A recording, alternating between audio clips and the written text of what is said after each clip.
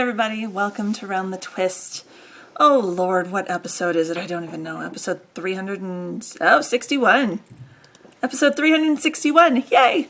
It is June 2nd, 2019, and I was going to record outside in the backyard today because it's been beautiful, and hubby mowed the yard, and we got everything all set up, the garden's in, the kids' little fairy garden with the fountain in the corner is going.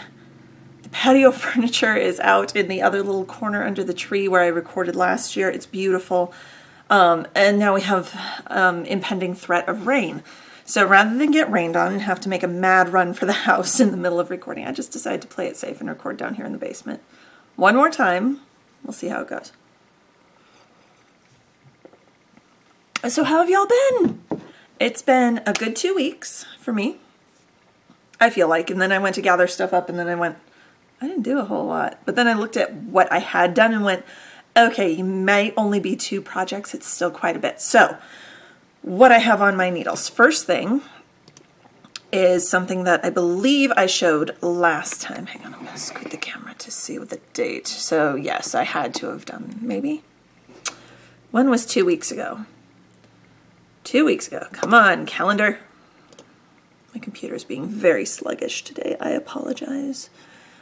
18th, yes. Okay, so I would have started these like the day before my last recording. The dark side socks. Not the dark side like Star Trek, or Star Wars. My geek card should be revoked. Not dark side like Star Wars dark side, but like Pink Floyd Dark Side of the Moon. So I'm knitting socks from Mustache Yarns. Mustache Yarns, there we go. Out of some of her Perfect Sock self-striping and her OCD, which is 2 perfectly matched half skeins that have been twisted together. I got this at the last SSK I attended, I believe. So that would have been 2015-ish. Somewhere in there. It was either 2015 or 2016. This is Dark Side number 4. And someone pointed out maybe that means that it's that's the dye lot, but when I search her dark side colorways, it comes up with much longer stripe sequence. So I don't know. Anyway, you want to see what the sock looks like, right? Right. So I started, and I've been weaving in ends, but I'm not done, so the sock is inside out. Hang on. First sock is done.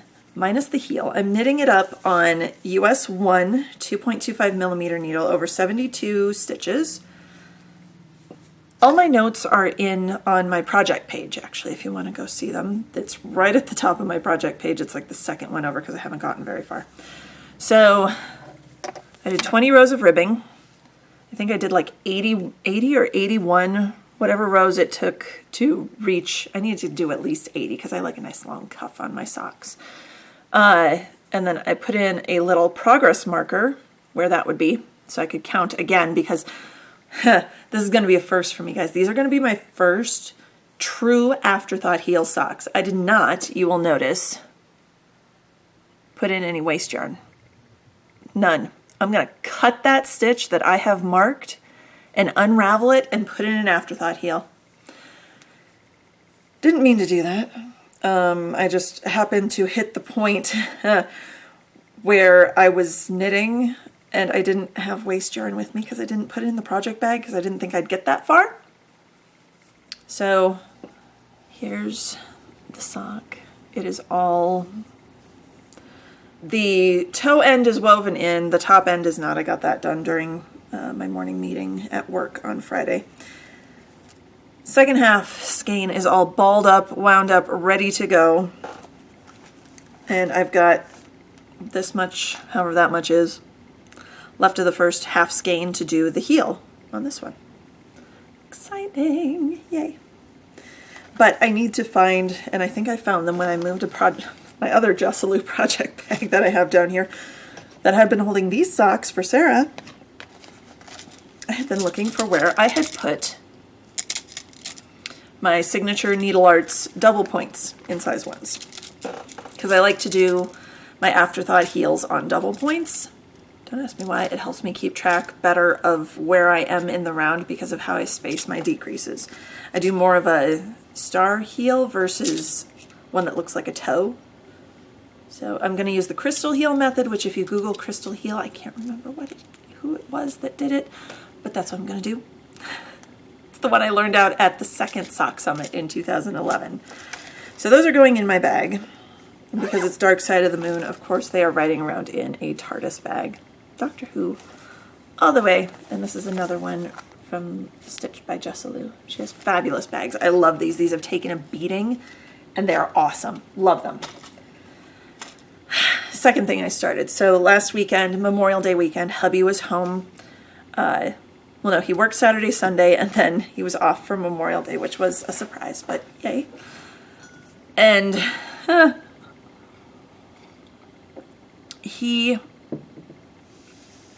we kind of decided to surprise the kids and have a surprise day. So we went out to and caught a matinee of the live action Aladdin movie, which, bothered him and I a little bit because, hello, we grew up with the animated version and there is enough of a change that even like the wording in some of the songs has been changed in places or to fit better. There are a couple songs that were added, which we didn't have a problem with. Not crazy about the portrayal of Jafar. Just didn't care for the actor, but hey, that's opinion. Good movie overall. Just don't be going into it looking for an exact copy of the animated movie. It's more of an homage, a tribute to how it was. And you can tell that in the way Will Smith portrays the genie. He did a really cute job, but you could see he was trying to be him doing the genie. He wasn't trying to fully imitate Robin Williams being the genie, which who can? So anyway, we were going to this movie and I was like, I don't know if this is going to be awful or not. I want to take something along. And I knew I was getting close on the sock. And I didn't want to be trying to cast on a second sock in the movie theater, trying to Kitchener a toe in the movie theater. So I've done something crazy. Bear with me. I started a sweater for myself. And this also happened to coincide with the start of Stash Dash by the Knit Girls. I haven't set myself a goal, but I wanted to at least try to do stuff. So I went deep diving. Deep diving into the stash. And I came up with this. That just looks kind of blue. It's kind of this, color's totally off. Yeah, better back here. It's kind of a peacock blue teal color. Was not originally this color. So this yarn is from Cascade Yarns. It is their Alpaca Lana de Oro. It's a 50-50 alpaca and wool blend. I have had this since I was in college. Right after I started knitting, so I think the winter after. So let's say 2001. 2001? Winter 2001 to, yeah, it was 2001. I had just started knitting the spring of 2000. I decided, in my infinite glorified college age wisdom, that I wanted to make a cabled fisherman's sweater. And I have a book that's buried in boxes back in the craft room back there. That it's like, I can't remember the name of it, but it's like Gansey's Somethings and Errands or something. It's a wonderful book. Picked out the one I wanted. Of course, that pattern is not written out in the book. The patterns for each of the cables is written out in the book, but not like the sweater construction itself. Yeah. My mom taught me how to do a tubular cast on, actually a ribbed tubular cast on, and then told me, this is the scary part. This is where you find out if you screwed up or not, and started to unpick the provisional cast on, which is then what makes it tubular. And if you've done it wrong, it will just completely unravel. And I'm going, oh, don't let it unravel. I've already knit like 1.5 inches of ribbing, and it took me forever because I'm slow because I was a brand new knitter. This was the yarn I used for that. So obviously I never finished the fisherman's sweater. And this yarn also wasn't this color. It was kind of a tan that was slightly deeper than oatmeal colored. It would have looked horrendous on me. I did a fabulous job. I had, I think, the back or the front, one of the two, knit all the way up to the armholes. And then I couldn't figure out how to decrease away the cable, so I just threw it in a bag for a few years. And then, sorry, this is a like history lesson on my knitting. Threw it in a bag. It stayed in my closet for a few years. I showed it to some of my knitting friends back in Omaha, and my friend Sandy, who is Sandy Hatcher over on Ravelry, who had two of the greatest dogs who have since gone. I miss Winston. Winston was this ginormous dog who thought he was a lap dog and he'd come and lean against you. Sandy also used to dye yarn. So I had purchased some blue and some green dye and was like, can you help me? And she's like, you know what? I'll just do it for you. Because she's like, I don't know when we can get together. I'll just do it for you. So she took this hideous, it wasn't hideous, but it was not my color yarn and made me this. And isn't it pretty? I don't know. I remember how many balls of this I had. I keep coming across where all the joins are. So yeah, we ripped out that entire cabled sweater back. Ripped it out. Gone. I've already gone through a ball this size. Half the size of my head. I mean, it's big. I've already joined that on, so I decided, joined it onto what you say, Karen? You haven't told us what you're doing. Tell us what's going on. Hang on. Let me get back to it. So, I decided after all this time to make a worsted weight boxy. I have given in to the siren song of Joji Locatelli, and she has a boxy, a V-neck boxy, both of which I believe are in fingering weight, and then she also designed a worsted weight boxy, which is just called Worsted Boxy. It's available over on Ravelry. I think it was like $6 or $6.50. Started on May 26th. Cast on, twisted it when I joined it, so I had to undo the whole cast on of 240 stitches. I'm doing a medium, by the way, because that's the size of the arm that will fit my elbow. I got gauge on the first try, and hang on, sorry.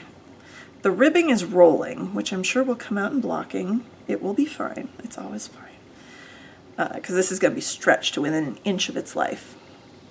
And since May 26th, which, hello calendar again, was a week ago, I've gone through a ball of yarn this big on size 9 needles, which is a 5.5 millimeter, and I am this far. It says I'm supposed to go up to 17 inches. I think I'm going to try to do 20 because I have this whole thing. Plus I have 2 more skeins in there that are only slightly smaller than this. I think I'll be fine. So let's see, where am I at? How many inches do I have? Of course I haven't measured this prior to sitting down, but let's see. Unstretched, so unblocked, I have, what is this? This is an 8-inch ruler, okay. 8. I'm about 10 inches in, so I have to do, if I want the length I wanted, I have to do about this much again. And then I'll split it, do the fronts, backs, and then do the sleeves. So halfway done the body in a week. Not bad when it's 240 stitches around. Granted, it's knitting in the dark in circles in the movie theater or while hubby games or while we watch a movie. I was knitting on it last night while we watched Clue because we haven't seen that in forever. But loving it. I have this much. 1.5-ish. Why is that like that?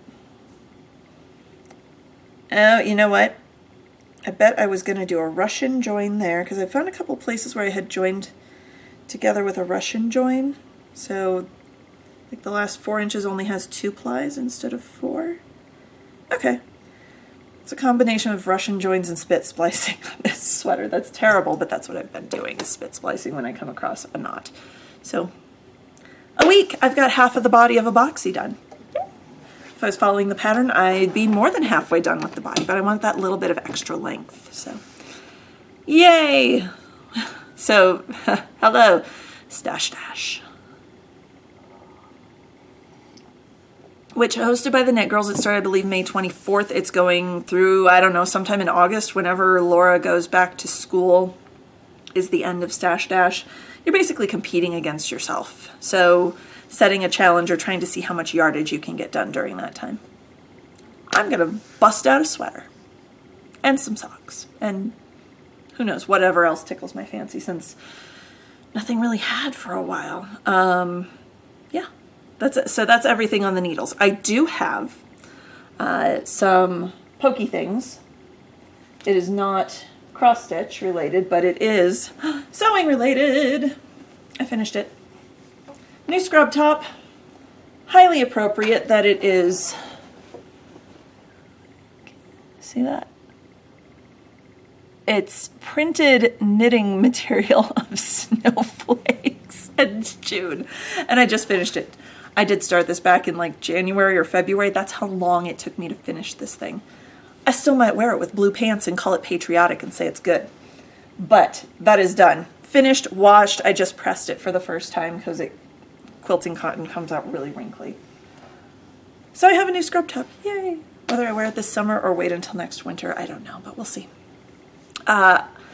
Moving on, various and sundry. One thing, a couple things. I've had a couple purchases lately because I was feeling kind of sorry for myself for whatever reason. I figured more yarn was the answer to that when I've been falling behind on my knitting. Smart. But I've been seeing everyone's fabulous Ready Player One socks, again, by the wonderful Mustache Yarns. And since I have Mustache Yarn, there we go. And this is her Great Reads collection.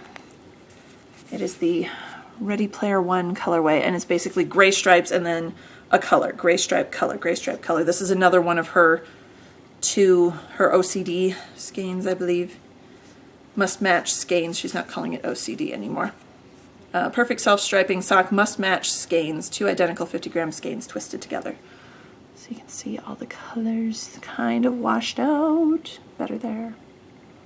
So this will be more socks. For me, I'm adding it to the pile of sock yarn back here because I still have the sock yarn I got for the kids at Yarn Fest. Sitting on my desk, has not even been put away yet. I'm terrible. Anyway. So yeah, various and sundry. I've made a purchase. I have another one coming from, another skein of sock yarn coming from Nomadic Yarns. And that is a Game of Thrones colorway. Yes, I did see the final season. Kind of need to rewatch it, but let's see. I'm trying to remember the name of it. Something about when you play the game, you either live or you die. That great line that Cersei gave in the first season. Now I have to find...